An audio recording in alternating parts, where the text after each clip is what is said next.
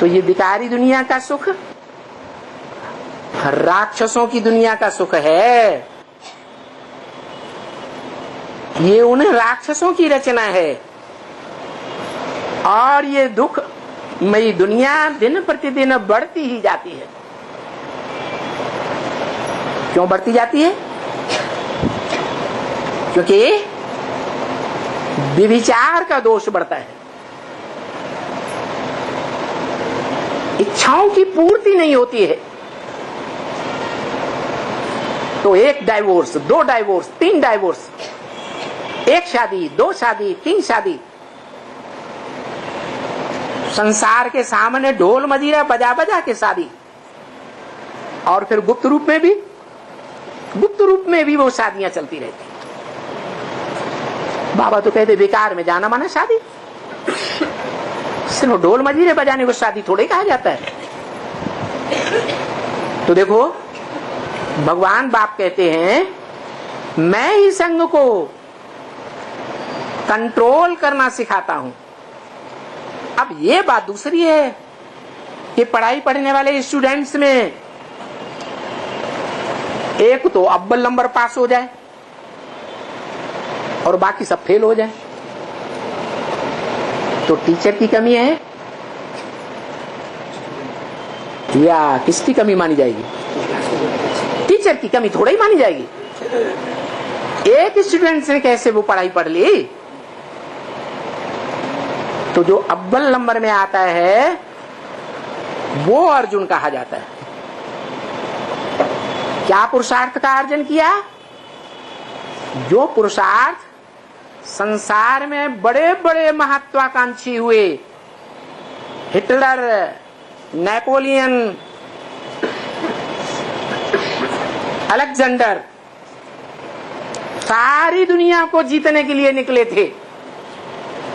वो कोई भी हिंसा के आधार पर दुनिया को नहीं जीत सके, क्योंकि वो सब विकारी थे। कोई की इंद्रियां कंट्रोल नहीं थी। और यहां तो गीता में गाया हुआ है, इंद्रिय जीते जगत जीत। और इंद्रियों को कौन जीत सकता है? जो सदा काल की प्रैक्टिस करे स्वस्थिति में स्थित रहने की। मैं आत्मा हूं। गीता में मिसाल दिया हुआ है, दीपक का मिसाल दिया है। निर्वात स्थान में जहां बिल्कुल हवा न चलती हो, ऐसे स्थान में दीपक रखा हुआ होता है तो हिलता डुलता है? ऐसे ही ये ज्योति बिंदु आत्मा, मन बुद्धि रूपी आत्मा बिल्कुल स्थिर रहे बिंदु रूप में। 1 सेकंड के लिए भी मन बुद्धि इधर उधर हिल करके न जाने पाए। लगातार आत्मिक स्थिति बनेगी तो क्या होगा? इंद्रियां चंचलता नहीं करेंगी। उसके लिए मिसाल भी दिया है। महबूब अपनी महबूबा की याद में कारखाना जाता है। कारखाने में जाके उससे पूछा जाता है तुमने रास्ते में किसको किसको देखा? कहता मैंने किसी को नहीं देखा। अरे तुम क्या कर रहे थे? आंखें तो तुम्हारी खुली हुई थी। मैं तो अपनी महबूबा को याद में था। तो देखो ये मन कंट्रोल हो जाए, मन को पता चल जाए कि इस दुनिया में भगवान से ज्यादा सुख देने वाला और कोई है ही नहीं,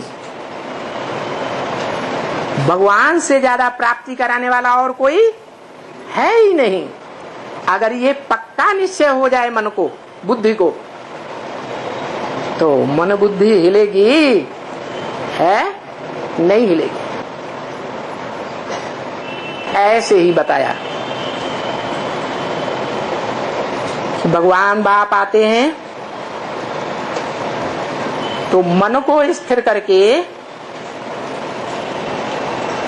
जो 11वीं इंद्रिय कही जाती है, 10 इंद्रियों में सबसे जास्ती प्रबल इंद्रिय है, उसको कंट्रोल करना सिखाते हैं। दुनिया में गुरु लोग क्या सिखाते हैं? आत्मा का योग परमात्मा से लगाना सिखाते हैं या देह का योग सिखाते हैं? प्राणायाम करो, कुंभक करो, रेचक करो, आसन लगाओ, उल्टे हो जाओ, पलटे हो जाओ, ये योग हो गया। अरे ये सब देह के योग हैं। देह के योग करने से देह मजबूत बनेगी, वो भी सदा काल की मजबूत नहीं बन सकती। क्यों? क्योंकि पत्तों को, टहनियों को, तनों को पानी देने से कभी भी वृक्ष सरसब्ज नहीं हो सकता। बीज को, जड़ों को पानी देने से वृक्ष सरसब्ज होता है। तो ये शरीर जो है, इसको चलाने वाली आत्मा रूपी बीज है। ये जो बीज है जब परिपक्व हो जाएगा, निश्चल हो जाएगा, स्व स्थिति में स्थित हो जाएगा, तो हम देवता बन जाएंगे। देवता नाम क्यों पड़ा? देने वाले बनेंगे, किसी से लेने वाले नहीं बनेंगे। देवताएं किसी से भीख नहीं मांगते, प्रकृति स्वतः ही हर चीज मुहैया कराती है।